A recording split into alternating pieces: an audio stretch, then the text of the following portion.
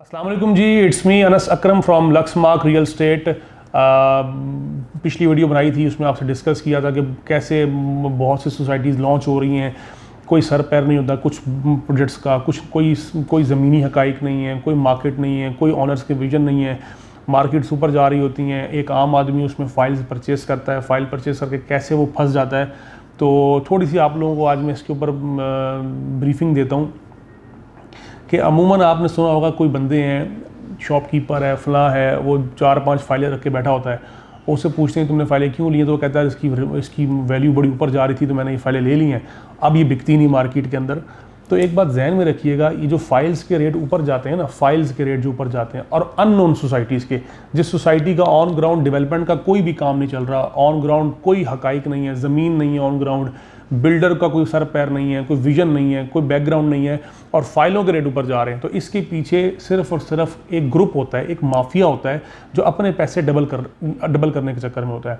Simple आपको इसकी मैं स्ट्रेटजी समझाता हूँ। फॉर एग्जांपल, एक कमरे के अंदर बैठ के 5-7 बंदे ये डिसाइड करें कि यार एक फ़लाँ सोसाइटी है, उसकी फ़ाइलें मार्केट से हम उठाते हैं, या हमारे पास लेट से उनकी फ़ाइलें पड़ी नहीं है, हमारे पास कोई 2 करोड़ रुपये का माल पड़ा हुआ है, अब हमने अपना 2 करोड़ का 4 करोड़ कैसे करना है एक हफ्ते के अंदर।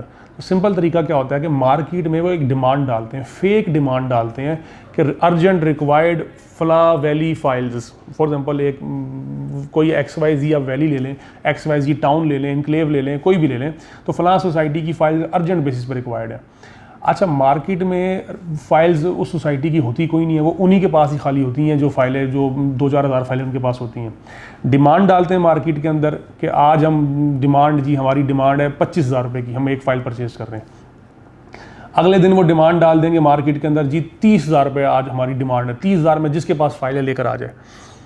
तीसरे दिन मार्केट में डिमांड डाल देंगे 35,000 रुपये की, कि आज हम 35,000 की बाइंग कर रहे हैं।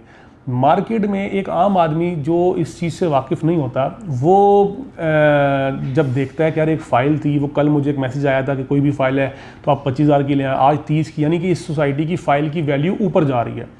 वो क्या करता है, वो मार्केट में फिर सर्च करता है, ढूंढता है कि यार मुझे कोई फ़ाइल मिल जाए, इसकी वैल्यू ऊपर जा रही है, कल 30 थी, आज 32 है, 35 है, ये अभी ऊपर जा रही है, ये तो सुनने में आ रहा है कि 70-80 हज़ार पे जाएगी। तो वो बेचारा क्या करता है, वो मार्केट में फ़ाइल ढूंढने की तलाश में लग जाता है। फिर वही जो माफिया पीछे बैठा होता है, जो डिमांड मार्केट में क्रिएट कर रहा होता है, वो मार्केट में फ़ाइल्स इशू करना शुरू करता है और लोगों को फ़ाइल देना शुरू करता है। हर इसमें बड़े बड़े डीलर भी फाइल उठा लेते हैं कि यार इसकी पीछे से कोई देखते भी नहीं है कि भाई ऑन ग्राउंड चेक करें कुछ है क्या, सर पैर है, कुछ भी नहीं होता, कुछ भी नहीं होता। फाइलें परचेज कर लेते हैं। जिसके पास 2 लाख है वो 2 लाख की परचेज कर लेता है, जिसके पास है ही 30-35 हज़ार वो एक फाइल परचेज कर लेता है, जिसके पास 50 लाख पड़ा है वो 50 लाख का माल उठा लेता है। क्यों? क्योंकि भाई माल ऊपर जा रहा है, माल ऊपर जा रहा है। अब वो डिमांड बढ़ाते बढ़ाते कभी फिर अगली डिमांड डालेंगे, जी 50,000 रुपये हमारी डिमांड है, किसी ने भी 50,000 रुपये सेल करनी तो आ जाए। अब जिनके पास फाइलें पड़ी होती हैं सब इस लालच में होते हैं कि नहीं यार अभी सेल नहीं करेंगे, ये भी और ऊपर जाएगी, अभी ये और ऊपर जाएगी। इसी तरह जो माफिया होता है वो अपना सारा का सारा स्टॉक जो उसके पास पड़ा होता है, वो आहिस्ता आहिस्ता मार्केट में डिमांड क्रिएट करते करते अपना साथ माल निकालता रहता है, और लोग माल जमा करते रहते हैं कि यार अभी ये और ऊपर जाएगी वैल्यू। तो एक टाइम पे आके वो अपना सारा माल शुरू किया उन्होंने 25,000 से डिमांड से, लेके चले गए रेट को 50,000 रुपये के ऊपर। अब 25,000 का जो उनके पास माल था वो सारा उन्होंने कहीं पे 40 का सेल किया, कहीं किसी को 45 का सेल किया, कहीं 50,000 का सेल किया। अब उनका जो 2 करोड़ था वो 4 करोड़ हो गया। अपनी इन्वेस्टमेंट डबल कर ली, अपनी इन्वेस्टमेंट डबल करके चुप करके साइड पे हो गए। अब उसकी सोसाइटी का माल उनका ज़ीरो हो गया, अब वो साइड पे हो गए। अब जिन्होंने फाइलें उठा ली हैं वो देख रहे हैं कि यार अब 50 की हमने उठाई थी, अभी कोई अगली आवाज़ नहीं आ रही, अब कोई 55 की आवाज़ नहीं आ रही मार्केट में, कोई 60 की आवाज़ नहीं आ रही। जब वो सेल करने आते हैं मार्केट में तो उनको कोई ऑफर ही नहीं देता, कोई ऑफर देने को तैयार ही नहीं है, क्योंकि कोई किसी की माल मार्केट में चीज़ बिक नहीं रही। अब अगर वो बिकती भी है तो वो अपनी ओरिजिनल कीमत जो 25,000 ओरिजिनल कीमत थी सोसाइटी की, वो उसी पे मार्केट में वापसी बिक रही होती है। तो यानी कि एक बंदे ने अगर 4 फाइलें ली हैं तो उसको भी नुकसान, एक ने 1 फाइल ली है उसको भी नुकसान। तो इस तरह मार्केट में बहुत से ऐसे नाम हैं सोसाइटियों के जिनके अंदर ऐसे माफियाज बैठे हुए हैं। वो अब मार्केट के अंदर एक, इसको जुआ कहते हैं। मैं इसके स्ट्रेट अवे इसके खिलाफ हूँ। हम लोगों ने, हमारी कंपनी ने ना कभी इस चीज़ का काम किया है, ना हम इसको प्रेफर करते हैं। आप जिस सोसाइटी का ऑन ग्राउंड डेवलपमेंट का काम है उसकी भी फाइल्स के रेट ऊपर जाते हैं।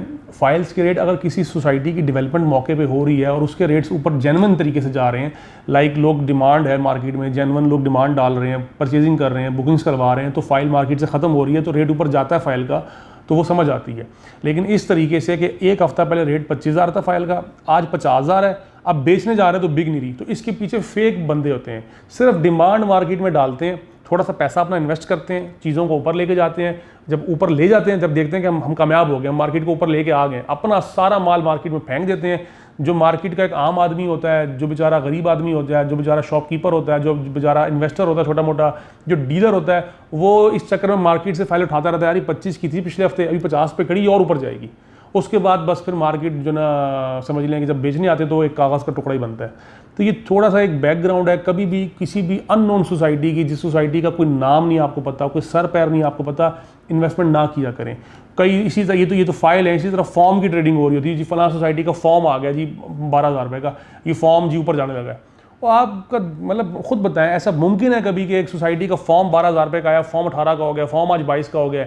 सारी पीछे के पीछे एक फेक मोनोपोली होती है। इसमें सिर्फ वो लोग पैसा कमा लेते हैं जो मार्केट में उस माफिया के साथ कनेक्टेड हैं, उस माफिया के साथ या उस ग्रुप के साथ वो लोग जुड़े हुए हैं, वो पैसा कमा लेते हैं, क्योंकि वो ग्रुप उनको बताता है भाई आज तुमने बेच के निकल जाना है, अब कल का वेट नहीं करना है। जो माफिया के साथ कनेक्टेड नहीं है वो सारा का सारा आवाम जो ना समझ लें कि रुल जाती है। तो हमने ना कभी इस चीज़ को अच्छा समझा है, और ना मैं आप लोगों को मशवरा दूंगा कि जो जेन्युइन काम है, जो genuine projects on ground exist करते हैं, जिनके पास लैंड है, जिनके बिल्डर्स की क्रेडिबिलिटी है, उनकी आप इन्वेस्टमेंट करें, भले उनकी फ़ाइल लें, भले वहाँ बुकिंग कराएं, कोई फ़र्क नहीं पड़ता। हर चीज़ टाइम टेकिंग है। आज आपने चाहे हमारे थ्रू किसी सोसाइटी में प्लॉट लिया है, टाइम टेकिंग चीज़ें, लेकिन इंशाल्लाह आपको उसमें प्रॉफिट ही होगा, नुकसान नहीं होगा। हमारे बड़े बड़े प्रोजेक्ट्स भी हैं, हमारे छोटे प्रोजेक्ट्स भी हैं, कुछ एनओसी वाले हैं, कुछ बगैर एनओसी वाले हैं। एनओसी ना होना इसका कतन ये मतलब नहीं होता कि किसी प्रोजेक्ट के बगैर एनओसी नहीं तो वो फ्रॉड है। एनओसी मिलने के लिए भी बड़े पापड़ बेलने पड़ते हैं, और आपका पाकिस्तान का मुल्क कोई ऐसा तो मुल्क है नहीं कि आप अगर ऑन ग्राउंड डेवलपमेंट कर रहे हैं तो आपको एनओसी मिल जाएगी, या अगर आपके पास ज़मीन है तो आपको एनओसी मिल जाएगी। ऐसा कोई सिस्टम नहीं है। हमारे मुल्क में एनओसी मिलती है सिर्फ पावर और पैसे की बेस पे। अगर आपने पैसा खिलाया इदारों को, अगर आपने पैसा पावर है आपके पास, तो आपको एनओसी बगैर डेवलपमेंट के और बगैर लैंड के भी मिल जाएगी। और अगर आपके पास ये सब चीज़ें मौजूद हैं लेकिन पावर नहीं है, तो फिर आप एनओसी के लिए पापड़ बेलते हैं, आपको एनओसी इतने आसानी से नहीं मिलती। तो इसलिए एनओसी बड़े बड़े नाम लोगों के पास एनओसी नहीं है और वो ऑन ग्राउंड काम कर रहे हैं, डिलीवर कर रहे हैं, लोगों को प्रॉफिट हो रहा है। और बड़े बड़े लोग हैं जिनके पास एनओसी मौजूद है, साइट पे 1 रुपए का काम नहीं है, ज़मीनी हकाइक कोई नहीं है, लेकिन एनओसी के कागजात उनके पास मौजूद हैं। एक आम आदमी बेचारा एनओसी को समझता है कि बस एनओसी होना ज़रूरी है। एनओसी होना ज़रूरी है, लेकिन एनओसी ना होने का मतलब ये नहीं है कि ये बंदा मार्केट में फ्रॉड कर रहा है, और एनओसी होने का मतलब भी ये नहीं है कि अगर किसी प्रोजेक्ट के पास एनओसी मौजूद है तो फिर आप आंखें बंद करके उसमें इन्वेस्टमेंट करते रहें, और आप जब भी कभी फंसेंगे तो इदारा जिम्मेदारी ले लेगा कि चूंकि हमने एनओसी दी थी इसलिए हम जिम्मेदार हैं। तो ये भी कोई हकीकत नहीं है। तो वीडियो का जो आज मकसद था बेसिकली वो ये था कि आपको ये बताया जाए कि जो फेक फाइल्स की प्राइसेस को ऊपर लेके जाया जाता है, इसमें आप लोग धोखा ना खाया करें, हकाइक को चेक किया करें, बिल्डर की क्रेडिबिलिटी देख लें, साइट विजिट कर लें। ऐसे आप 5-7 लाख 10 लाख की फाइल उठा के बैठ जाते हैं, फिर मार्केट में आप जब बेचने आते हैं। और हमारी रियल एस्टेट की मार्केट को तबाह भी इन लोगों ने किया है कि लोगों के लाखों करोड़ रुपए इस तरह कागज़ों के अंदर फाइलों की मदद में फंसे हुए हैं। वो आज बेचने आते हैं, उनकी फाइलें बिकती भी नहीं है। क्यों? पीछे जो 1-2-4 बंदे होते हैं जो मिल के बैठ के अपना पैसा डबल कर लेते हैं और आम आदमी को फंसा लेते हैं। तो मेरी अगर वीडियो वो लोग देख रहे हैं कि जो ये काम करते हैं, तो मैं उनसे भी रिक्वेस्ट करता हूँ कि देखें, ये जो जुआ है ना, इससे निकल आएँ। इससे इस मार्केट को भी नुकसान होगा, इसमें आप कितने पैसे कमा लेंगे, इन दी एंड कभी ना कभी कहीं किसी न किसी का जगह जाके आप भी फंस जाएंगे। मैं बहुत से ऐसे लोगों को जानता हूँ जो इस फील्ड में, इस काम में मुलविस थे, और फिर बाद में आके उनको भी कुछ चूना लगा के चला गया। अक्सर आप सुनते हैं फलां सोसाइटी आई, लोगों का माल हड़प कर चली गई, वो फिर उन लोगों को वहाँ चूना भी लग जाता है जिन्होंने पूरी लोगों को चूना लगाया होता है। तो इस चीज़ से बचें। और अगर आपको हमारे जो हम जिन प्रोजेक्ट्स पे काम कर रहे हैं, इन्वेस्टमेंट करनी है, तो हमारे नंबर्स पर रब्ता करें, हमारी वेबसाइट विजिट करें luxmark.pk। इंशाल्लाह आपको सबसे अच्छी सर्विसेज और सबसे क्वालिटी प्रोडक्ट्स आपको हमारी कंपनी से ही मिलेंगे। बहुत शुक्रिया।